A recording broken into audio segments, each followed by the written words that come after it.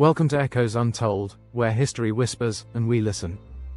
Today, we bring you a tragic yet largely unknown story from the depths of the Cold War, the sinking of the Soviet submarine K-429 in 1983. Unlike other well-known submarine disasters, such as the Kursk tragedy in 2000, this incident remained hidden for years, buried under layers of Soviet secrecy and bureaucracy. But now, we uncover the true story of the men who faced an unimaginable crisis beneath the waves. If you love discovering lost stories from history, don't forget to like, share, comment, and subscribe to our channel. The Cold War wasn't just fought in the skies and on land, it played out in the deep, dark waters of the world's oceans. The United States and the Soviet Union poured vast resources into building nuclear-powered submarines, each side seeking to outmatch the other in stealth, firepower, and endurance. By the early 1980s, the Soviet Navy operated a fleet of formidable submarines, many of which carried nuclear missiles capable of striking the US mainland. These vessels were considered essential to the USSR's deterrence strategy, but they also suffered from rushed construction, poor maintenance, and a culture of secrecy that often put political priorities above safety. K-429 was one such submarine. Launched in the late 1960s, it was a Project 670, SCAT, NATO designation, Charlie I class, nuclear-powered cruise missile submarine. Its primary mission was to carry and launch P-70 Amethyst, SSN-7 Starbright, nuclear-capable missiles against enemy fleets or coastal targets. However, by 1983, K-429 had been in service for over a decade and was showing signs of aging. In June 1983, K-429 was docked at its base on the Kamchatka Peninsula, undergoing maintenance. It was not scheduled to deploy, and many of its regular crew members were on leave. However, the Soviet Navy, facing intense pressure to maintain constant operational readiness, ordered the submarine to embark on a training exercise, despite its incomplete maintenance and lack of clearance for active duty. To make matters worse, most of the submarine's original crew was unavailable, so a mix of inexperienced personnel and last-minute replacements were hastily assigned. Many had little knowledge of the vessel's complex systems. This lack of preparedness would have devastating consequences. Captain First Rank Nikolai Suvorov, an experienced officer, objected to the rushed deployment. Understood the risks, but in the Soviet military hierarchy, questioning orders was not an option. He had no choice but to take K-429 to sea.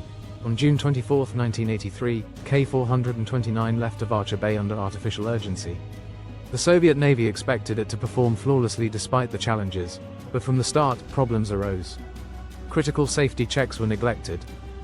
Some of the most essential hatches were not sealed properly, and several crew members were unfamiliar with their emergency duties.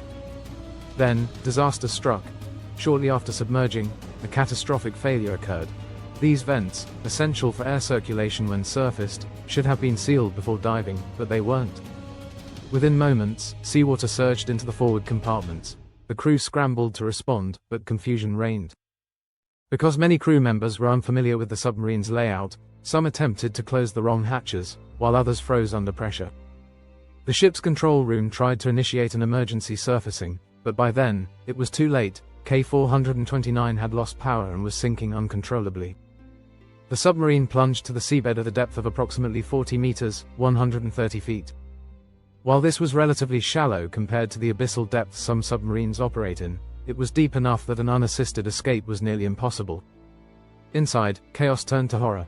Water pressure crushed compartments, and the air grew thick with carbon dioxide. With no electricity, the submarine was in complete darkness. The trapped crew had no immediate way to signal for help, and with oxygen running out, time was against them despite the grim situation. Captain Suvorov took control. He knew that if they didn't act quickly, no one would make it out alive. Realizing that waiting for external rescue was not an option, he ordered a desperate escape attempt. K-429 was equipped with emergency buoys that could be released to the surface, alerting nearby ships. K-429 was equipped with emergency buoys that could be released to the surface, alerting nearby ships. With no other option, Suvorov authorized a high-risk maneuver. A small group of sailors, using escape diving suits, would attempt to swim to the surface and alert authorities. This was incredibly dangerous. Decompression sickness, drowning, or exposure were all likely outcomes, but it was their only chance. One by one, crew members exited the damaged submarine through escape hatches. The freezing water and strong currents made the ascent even more perilous. Some men never made it, but miraculously, a few managed to reach the surface and alert nearby ships. After agonizing hours, Soviet rescue teams arrived. However, the secrecy surrounding submarine operations meant that the response was slow and disorganized.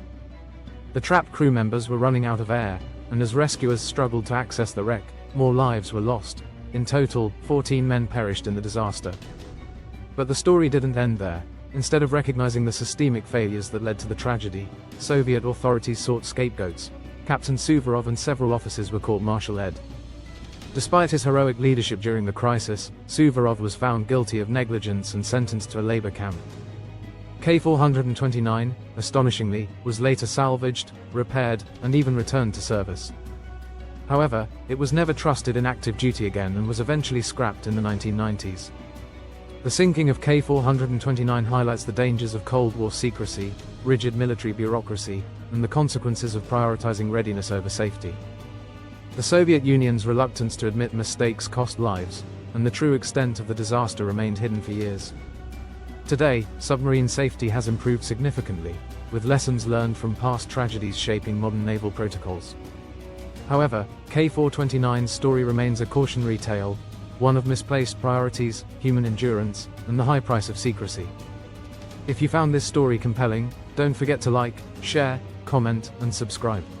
Your support helps us bring more untold history to light. Echoes Untold, where history whispers, and we listen. Fact-check note. The details of K-429's sinking are drawn from declassified Soviet naval reports and survivor testimonies. One of the key sources is Cold War submarines, the design and construction of US and Soviet submarines by Norman Polmar and Kenneth J. Moore, 2004.